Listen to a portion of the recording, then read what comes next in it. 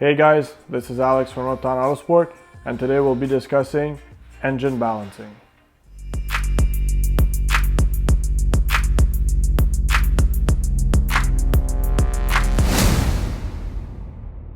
One of the steps we take here at Uptown Autosport when assembling your engine is that we go through a full rotating assembly balancing. So we will balance crankshafts, crank pulleys, clutches, pistons with the pin. We're also going to balance the rods. By doing so, we will increase the engine efficiency, we will increase the engine lifespan, we will also make it able to rev a lot higher than what it normally stands, and by doing so, we're reducing the harmonics inside the engine and making your engine a lot more reliable.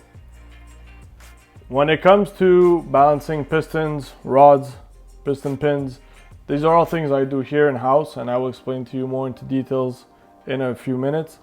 When you come to crankshafts, crank pulleys, and clutches, these are some things we send outside of the workshop here because it requires very specific equipment that we do not have here in-house.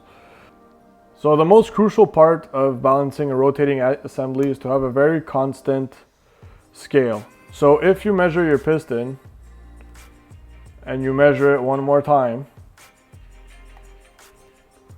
and the readings are not close to each other, like here we can see there's 0.1 gram difference, we can consider it that tolerable. But if your scale itself is not constant, well, you will not be able to perform a very good balanced job.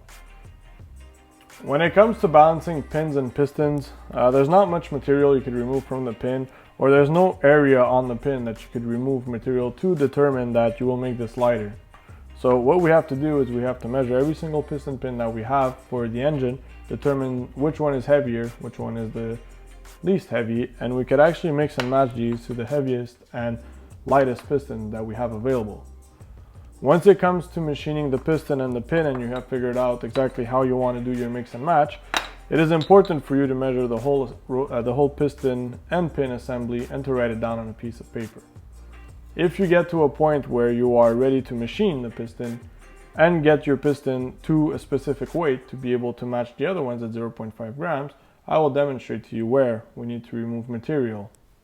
You want to remove material on this very ledge here on the piston, because if you do remove material elsewhere on the piston, let's say you wanted to remove material on the skirt, you wanted to remove material on the exterior of the piston, you will actually cause it to be a lot weaker.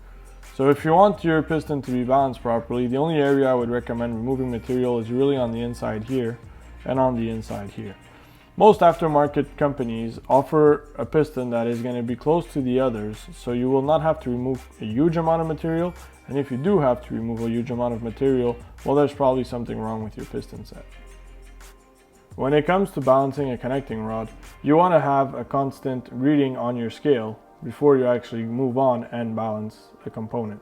So on a connecting rod, what's important is that you need to understand there is a big end and there is a small end on the rod, and you need to balance both to be able to have a properly balanced rod.